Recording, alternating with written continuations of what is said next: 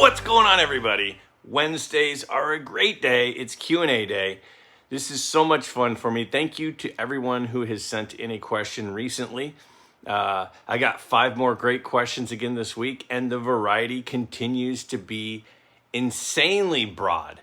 I most enjoy card related questions, but sometimes you guys ask me questions about non-card stuff too. And as long as it's not, politically based and stuff, I'm happy to share my thoughts on anything you guys are interested in. The first question this week is funny because it's somebody said, I don't know if you've ever talked about this before, and you've talked about just about everything. So what's your take on this? And I was like, yeah, I don't know if I have talked about that, at least not for a while. So speaking of, let's just go straight to that first question here. I find it hard to believe that there's one aspect of the hobby that you haven't covered, but you mentioned it. So what have you sold in the last few months? All right, so what have I sold? I sold a lot of little things, not like a big deal. I was at card show a week or two ago, and I picked up like an all-star game ticket because it was so cheap. I was just like, I this is worth way more than this. So I bought that, I think for like $3.50. And I sold that item recently. I've sold a few other cards. I talked about my 71 Wilt Chamberlain that I had in a 7. And it just had a little bit of a, not a surface imperfection, but like a color imperfection that just bugged me.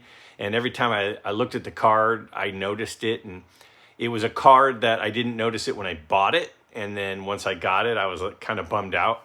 So I just decided I'm going to move that on. So I sold that. I sold a few 51 Bowman cards, like a Phil Rizzuto that was ungraded that I've had for a while, a Richie Ashburn, low grade Richie Ashburn, a low grade, actually a pretty decent Robin Roberts. I sold those. What else have I sold? I sold a 1950 Bowman Duke Snider in a 3.5. I really like the 1950 Bowman set a lot. The Larry Doby card in that set is one of my favorite all-time cards. I like the Jackie Robinson. There are some great cards in the set. And for a while, I was thinking about putting together a Hall of Famer run of the 1950s because none of them are crazy expensive because there's not like a crazy expensive rookie card of the Hall of Famer run. Don Newcomb, who's not a Hall of Famer yet, has a rookie card in that set, but it's super affordable for who he is and how good he was. So I thought about doing that, and I just kind of put that on pause. And so I'm like having one... I have the Larry Doby because I like the Larry Doby card a lot, but having one other one besides Doby, I'm just like, well, someday I'll get to this. So let me put my focus into something else instead. And, I did this video, a couple weeks ago now, where I talked about how I'm kind of rethinking a lot of things.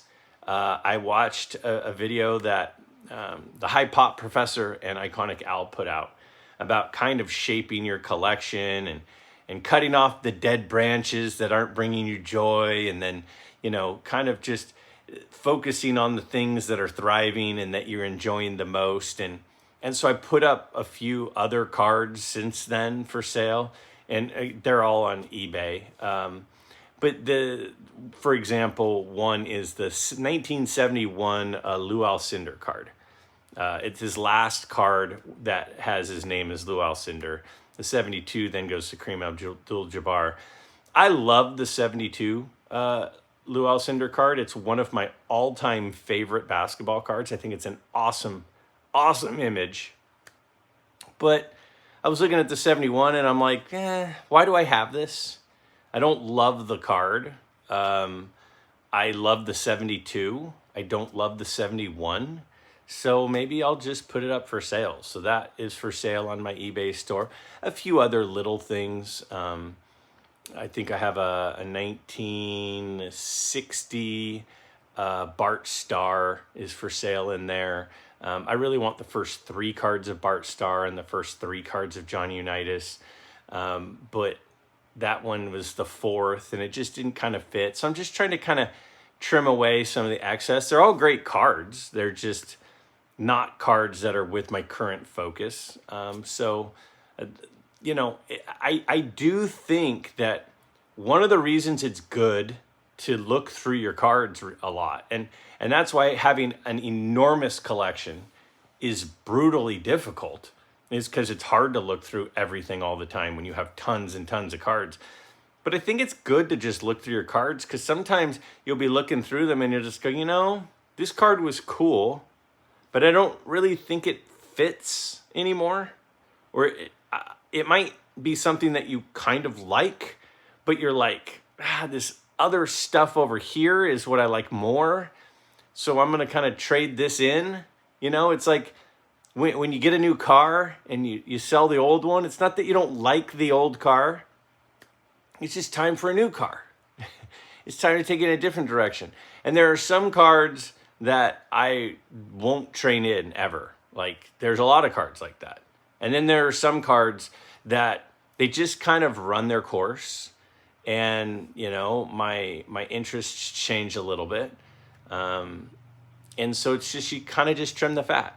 And so that's why I sell stuff. I rarely buy cards that I don't like. I can't think of a card I've bought that I don't like. So it's not like I'm selling cards because I don't like them. I don't open packs. I don't open wax and then sell stuff because I don't, sell the cards out of that, because I don't do that. So it's just stuff that seems like it's kind of stale for me, and there's something else that excites me more, and so I just trade it in. So that's what I've sold recently. And there's a bunch of other little stuff, like some of the promo cards that they gave out at the National. I sold a few of those, and some little things that have popped up along the way, but nothing crazy expensive, at least. So that's what I've been selling, and that's kind of why I've been selling it. Future question. If you could collect only 1 year of sports cards, any sport, any card, what year would you collect and why? For me, I really enjoy 1954. Bowman and Topps Baseball, as well as a few other oddball sets. Hockey, football, wrestling, racing. A really good selection. There are so many players in that era that I love, and they are pretty well represented among these sets. The design of the 54 Topps Baseball is one of my all-time favorites, too. But 1948 was really close for me. They have some great sets out there and include sports like boxing and basketball, too. Love the look of that stuff. All right, well, first of all, I think that your choices were really good ones. I think 54 is a great set. It's one of my favorite baseball sets. It's got 3 incredible images of incredible players for rookie cards. You've got, the Red Heart set, which I think is gorgeous. And though it doesn't have a ton of players, it has a lot of good players. The 54 Bowman, like you mentioned, is great. It's got some really, really good cards. Now, when you say 48, a lot of people, most people think now that that's actually the 49 Leaf set. Now, 48 has some great cards too, but when you were mentioning boxing, I was thinking you're referring to that Leaf set. So, 48, 49 is sort of the window on where they, start and end is debatable, at least to some. And so, whether it's 48 and the great cards like the Stan Musial rookie and the Yogi Berra rookie for baseball in Bowman, or if it's 49, and, the 49 Bowman has an amazing Larry Doby card and an amazing Jackie Robinson card and a great Warren Spahn card and Yogi Berra card. It's got some great cards. So you mentioned some absolutely awesome choices. So I'm not going to use one of those. If I had to pick one, I think I really like 58. And one of the reasons I like 58 is because the football set is fantastic. It's got the Jim Brown rookie card. It's got second year cards of Unitas and second year card of Bart Starr. I like the baseball set a lot, though the baseball set doesn't have some amazing rookie card. It has Orlando Cepeda, but it has, you know, cool cards of Mickey Mantle and Willie Mays, and you know, the hockey set. I really like some of those old Parkhurst cards. I don't have much of that, but I think the look of a lot of those old hockey cards are really cool. And then for basketball, you've got a really great 58 Topps basketball set that has the Bill Russell in it. It has who else? It has Bob Cousy's in there. You got some great cards in that as well. So I think that the 58 year has a lot of really good options. I've been asked this question before, and I don't remember what I answered, but I probably answered something differently because all of us, I think our tastes kind of change a little bit over time. You could make the argument that 33 would be a great year. I absolutely love the Sport King set. I think that's an awesome set. It's got some really, really cool cards. I think the 33 Gaudy Baseball is obviously a great set. I think 33 would be on the short list. But if I had to pick one, I'd probably pick 58. But it's a fun discussion. I'd be curious what other people think, because I'm sure somebody's going to say one in the comments, and I'm going to go, oh, yeah, I should have said that. But off the top of my head, I lean 58. 33 is right there, though. But let me know what you all think. Question: have you ever considered taking a break from collecting for a while? I did that recently for about 3 months. No card shows, no eBay, nothing. I was starting to get a bit overwhelmed because I was so into the joy of the hobby. It was taking over other priorities in my life. I went back totally refreshed, and I was like a kid in a candy store again. Oh, man. This is a great question. It is something that I think about. I think about it a fair amount. Am I spending too much time on this? And should I take a break from it? And would it be healthy to take a break from it? It's interesting because, like most of us, whatever is your thing or whatever at that moment you're most into, that kind of isn't just your hobby. It also kind of becomes your social group, right? I mean, if you're an avid golfer and you're a member at a golf club, or you have a golf group group of buddies, you text with the buddies about golf, and you text with them about life. And that group of guys is not just a group of guys that you golf with, but it's also kind of like your friend group.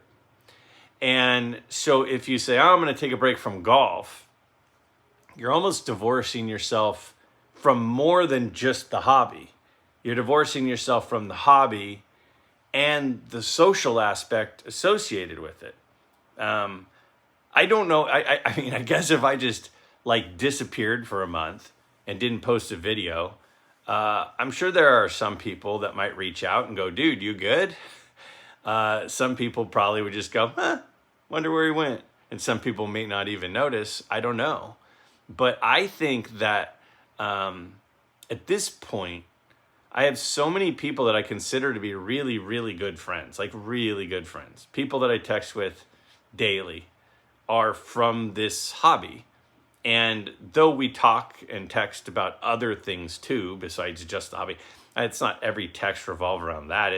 It's what's going on and how things are going and work and life and family and all that kind of stuff too.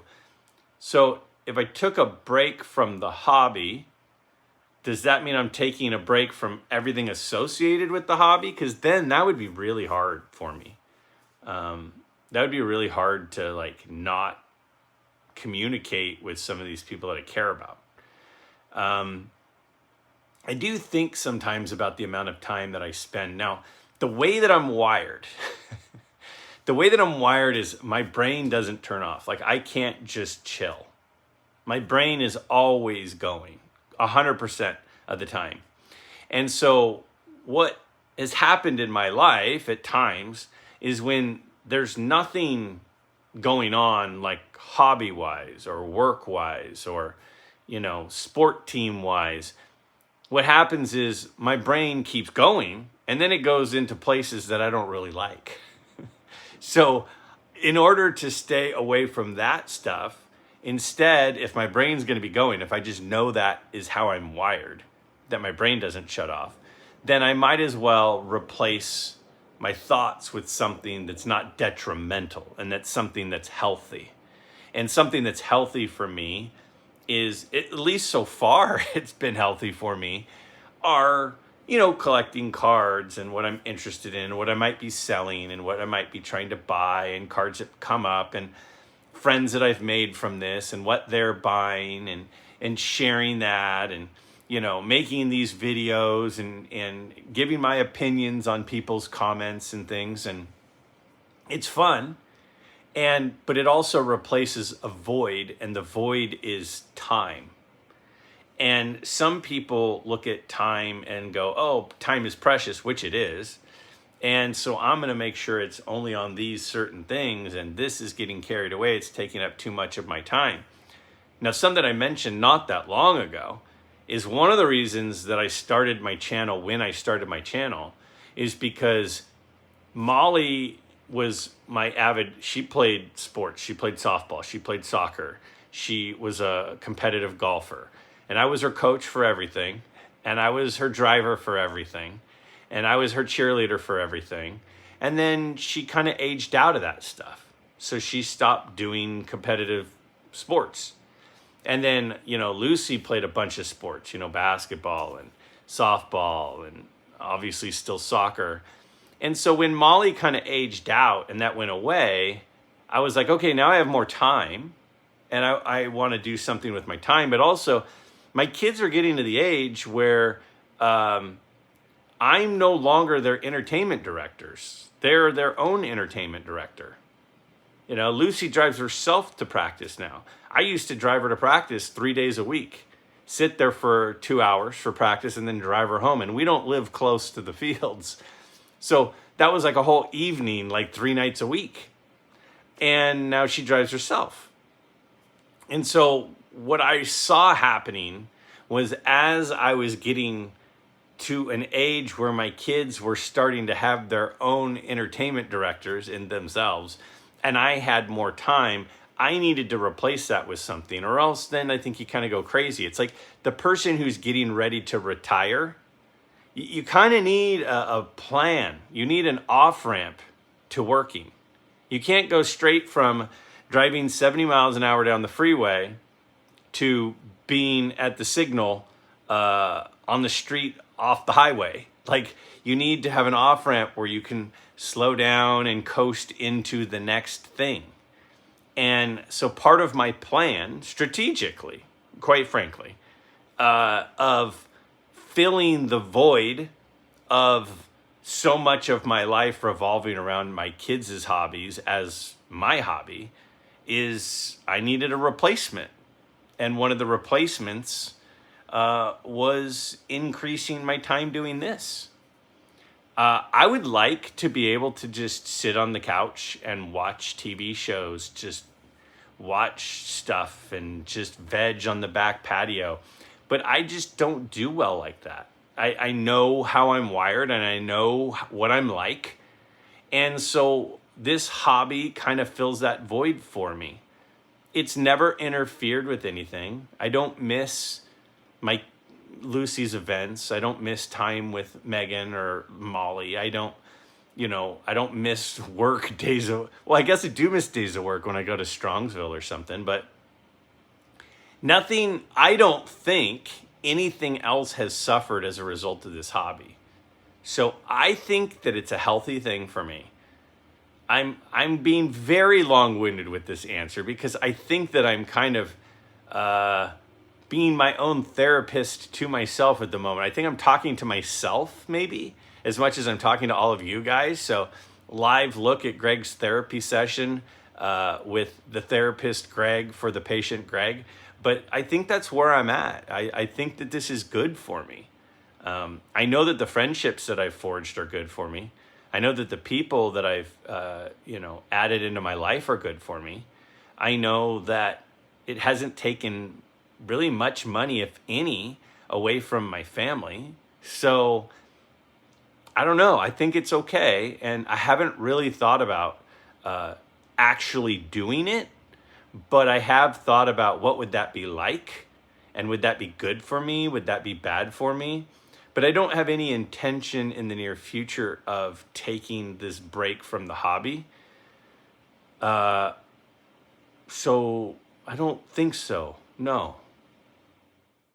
Question: what do you prefer? Online card shopping, in-person card shows, or just going to the card shop to buy your cards? What is your take on this? For me, I like card shows. All right. This is a great question. First thing I'll say is I don't go to a lot of card shops. Most card shops have mostly modern. They have a decent amount of wax. I like modern cards. I like the looks of modern cards. I just don't generally buy them. I have a few, not a lot. So the other part of it for me is it feels weird to me going into a card shop, because when you get into a card shop, like, it's usually in like one room. Everybody sees there's this person there, and you kind of look around. And I'm more of a browser than a buyer.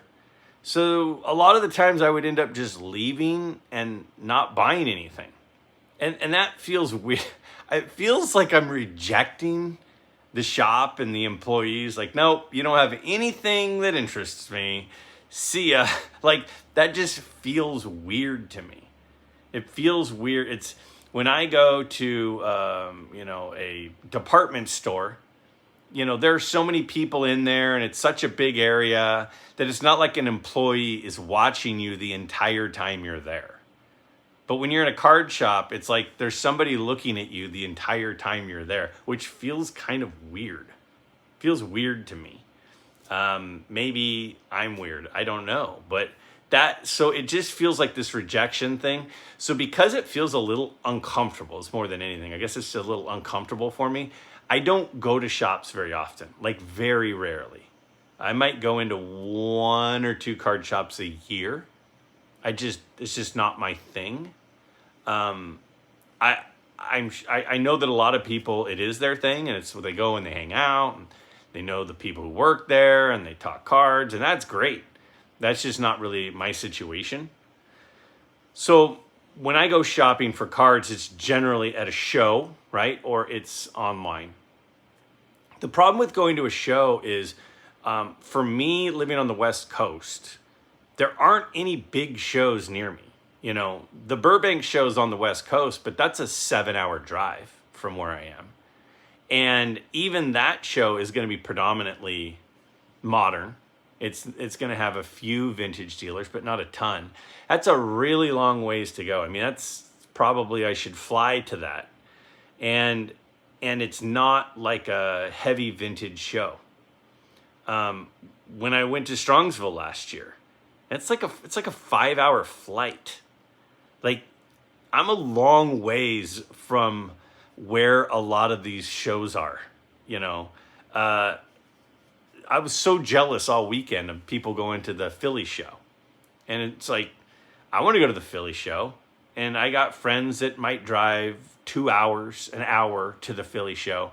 And for me, it would have been, a 5.5-hour flight. Just not going to do that for the Philly show. They just had the East Coast National. They just had the Fanatics Fest, And I know Fanatics Fest is not a lot of vintage stuff, but the East Coast National is. And for me to go to that, it's like a 7-hour flight. Like, I'm not going to pay that money. Then I don't have transportation. Then I need somewhere to stay. It's a lot. That's a big commitment to go to a card show. So unfortunately, because of where I live, it's very difficult to go to card shows, at least card shows that are going to have a lot of stuff that I'm interested in. I've done a lot of card show videos over the last 2 years that I've had this channel. And to a certain extent, a lot of the dealers that show are the same dealers. So people go, why don't you do card show videos anymore? And I'm like, well, for a lot of the dealers, it's the same dealers. It's cards I've already shown everybody. There's a little bit of inventory change, but not a ton. So the times that I do, I always bring my equipment to record. And if there are a couple of new dealers that have some cool stuff, then I'll do a card show video. But generally, that's not how it goes. And so I haven't been doing them. I like doing them, but it's the same stuff I've shown you before. So to the same point, when I go shopping at those local shows, it's stuff that I've kind of seen before. So shopping at shows is not super fruitful, right? Because it's just, I'm not in an area where there are a lot of big shows. You know, it's just the way that it is. And so that kind of leaves me with online auctions. Now, buying online is limiting. It's a two-dimensional picture of a three-dimensional object, which is frustrating because you can't get a really good look at it. Then you have to pay to ship it, and you have to hope that it looks as good as you think that it looks. Then you have to pay sales tax, which adds, 8.5%, something like that we have in California. So you're paying an extra 8.5% plus shipping. So now we're up to at least 10% usually, maybe more, over what you're actually buying the card for. And you don't even know for sure if you really like the card. There were some cards that at the National I saw in a case and go, oh, that looks pretty nice. And I got it up close and I'm like, no, I'm not going to buy that card. So it's very limiting. So there's not a perfect option. So, but the question is, what do I enjoy the most? What I enjoy the most is going to a card show. Going to the National is an absolute blast. When I was in Strongsville, I had so much fun. Not just because there were friends there, because there was a room full of really cool cards to look at and shop at. There's so many fun things about it. So ideally, I would go to card shows all the time. If I lived in the East Coast, if I lived in Pennsylvania, if I lived in New York, something like that, there's a pretty good show every couple of months. And out here, there's a couple of local card shows. Now, I have a nice local card show. We have good local card shows, but we don't have incredible shows like the big shows that happen on the East Coast. So it's really hard to buy at shows. But that's my preferred option. It just doesn't, unfortunately, I don't have that opportunity very often. So the majority of my purchases come from online purchases. And then I tend to save up. So when I do have that opportunity at a great show, I have a good amount of money to actually make a purchase, because otherwise I'm about to go back to the situation that I'm in at this moment. What are your thoughts on the current values of vintage cards? I came back to the hobby in 2019, and since then, card prices have gone up tremendously. With attendance records being set at card shows and so many people coming back in the past few years, along with the huge bump card prices got from the COVID pandemic, I think we are looking at an overpriced market, and I have pulled back on my purchases as I feel what goes up must come down. We have seen it happen many times and in the sports card market. I'm not saying a big crash in prices is imminent, but I do think prices have gotten too high, and I am looking for a major correction soon. I figure at least some of the huge influx of new buyers will get bored and move on to some other hobby or thing to spend their money on. At this point, I am collecting Raw, Twins, and Senators cards for a binder project, as this is fairly affordable. And collecting to me is not only about the money. I would love to hear your opinion. Oh, the crystal ball question. Such a great question. We all have no idea. We all are just speculating and guessing. So I will throw my dart and see what I hit. Not being a very good dart thrower, I can't promise what I'm going to hit, but I'll certainly share my thoughts. what I feel is something that happens with regularity are things with discretionary income are greatly affected by the economy. Now, what do I mean discretionary income? Remember, we've got our income, and then a certain amount of that, a lot of that, is usually going toward our bills, our food, our electricity, our gasoline, our whatever it is that you pay for, rent, mortgage. And then whatever's left over, that's what we get to spend on fun stuff. At least that's the way we should be doing it. And the way I teach my students is that's how you should ideally be using your income, is toward the needs before the wants. Now, during periods of recession, for example, where wages aren't growing, where people are losing jobs, where the economy is shrinking, people tend to have less discretionary income because of the obvious. You have less extra money.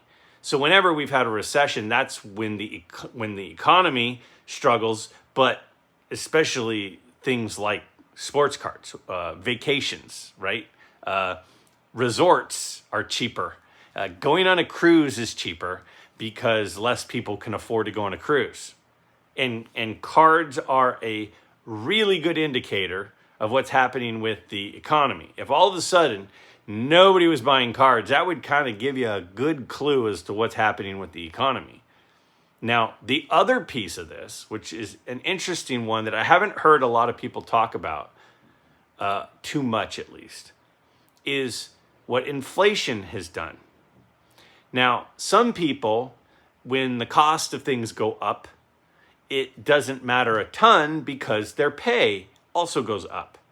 There are other people who the cost of things have gone up and their pay hasn't gone up at the same rate. And it's not a secret that over the past handful of years, there has been a significant spike in inflation. The cost of food is significantly more expensive. I just got gas at Costco yesterday, and it was like $4.80 a gallon. My truck that I drive is a 36-gallon tank. So doing some quick math, that's a lot of money to fill up my tank and drive my car, my truck, to work. When gas goes up in price, then food goes up in price because getting the food to the stores is more expensive. I'm not acting like an economist here. I'm just simply laying the foundation for my answer. So when there's inflation and your wages aren't going up as much as prices of things are going up, then you have less discretionary income. So I think that one of the reasons there was the boom during the COVID period is not just the money that the government was sending out. Like people were getting the COVID checks, and so they suddenly had all this money. But also, like for me, we weren't leaving the house, so we didn't pay for gas. My gas budget would blow your mind on what we pay for gas for 4 cars of 4 people who commute 30 miles each direction every day. It would blow your mind what my gas bill is. But we didn't leave the house, so all that money wasn't spent. We don't go out to restaurants when the restaurants are closed during COVID. So it wasn't just the checks that were being handed out. It was also, you're not spending money on gas, you're not going out to restaurants, you're not going to movie theaters, you're not going to amusement parks. You know, they were closed. You're not going to resorts, you're not going on cruises. You're not spending money in all these different areas. So if all of a sudden you're not paying for all those things, it's not just the check that some people got, the stimulus checks that some people got. It was the stimulus checks plus a huge amount of savings in a lot of different areas. Now, some people lost their jobs. Well, those people obviously, I don't think, were buying a lot of sports cards. But a lot of people were able to keep their jobs and then had all this savings. And if you're at home and you have no entertainment, you watch TV, you watch some movies, and you purchase things online. So that's part of it as well. But the other piece that I haven't heard a lot of people mention is when we had the COVID thing going, and when we were after that, as a result of part of a result of that, we had inflation. Is remember, inflation makes everything more expensive, but it makes every dollar worth less money, right? So a dollar can't buy a dollar worth of goods anymore during inflation. It now takes, $1.25 to buy a dollar worth of goods. The value of the dollar goes down. So when you have something like inflation, that's why gold prices go up, right? Gold is just 1 unit. 1 ounce of gold is a certain price. Well, if inflation is coming, it will take more dollars, because each one is worth less money, to buy the 1 ounce coin of gold or whatever it is. Cards are like that. Cards, to a certain extent, are kind of an inflation hedge. It's a unit, it's an item. So now within cards, there is, an up and a down of demand and supply, obviously. But there's also, if you take one Mickey Mantle card, say a 1952 Mickey Mantle, one of the reasons it's worth more today, or it's more dollars, it takes more dollars to buy that card. Therefore, its assigned value is higher, is because of inflation, because the value of the dollar went down. So it takes more dollars to buy that card. So when people go, oh my gosh, there was this huge spike in prices. There was a temporary spike in prices, and people say they haven't come back down. That's what I hear a lot of people say. The prices haven't come back down to pre-COVID prices. Well, you have to keep in mind, between now and pre-COVID, we had a couple of years of near 10% inflation. So the cost of everything went up 10% that year. So if the cost of bread went up 10% and milk went up 10%, then the cost of a 52 mantle would go up 10%. And then if the following year it goes up another 10%, then now the mantle goes up 10% because the dollar buys less units, right? So because of inflation, some of the prices are absolutely higher than they were before COVID, because we're like the value of the dollar is a lot lower, meaning it takes more dollars to buy the same thing. So is it that sports cards have boomed and came down and haven't gotten back to where they should be?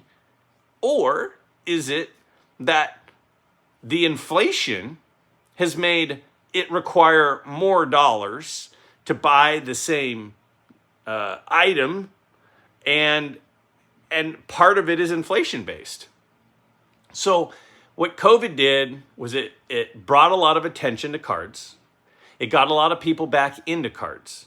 So there is an increase in demand for cards. And will those people eventually go away? I think a fair amount of them are here to stay. Some will go away. But there's definitely more demand for cards than there was pre-COVID. And we are post several spikes of years with spikes of inflation. So there's now more demand for cards because there's more people in the hobby than there was before, as is mentioned about the huge increases in attendance even this year at the National and some of the big shows. But also the fact that the value of the dollar is less, so it takes more dollars to buy the cards. So increased demand, decreased value in a US dollar means that prices are absolutely going to stay higher than they were pre-COVID. Now, have I answered the question? I don't know if I answered the question. Maybe not. But I don't think that prices are crazy high. I don't think that prices are crazy low. I think that I think that they've stabilized, and I think that they're not inflated from a bubble. The COVID bubble popped, and I think where things are now is kind of in line with where they probably should be as a result of more people being back in the hobby, more attention on the hobby, and the inflation making the value of the dollar less. What is going to happen over the next 4 years? Why do I say 4 years? Again, I don't want to get into politics, but what happens with inflation and what happens with recessions and what happens with interest rates all has a direct correlation to the value and the costs of most discretionary spending, of which sports cards are. Not a need, but a want. And the things that are most affected in an economy are whatever the discretionary items are when things are going good versus things are going bad. So that's my take. I don't know if that's my take. So I think they're kind of appropriately priced based on where the hobby is now, from where the hobby was in, I think you mentioned 2019, 5 years ago. If you have a question for an upcoming episode, don't hesitate to ask it in the comments below. As always, I'm interested in hearing what you all would like to hear my thoughts on.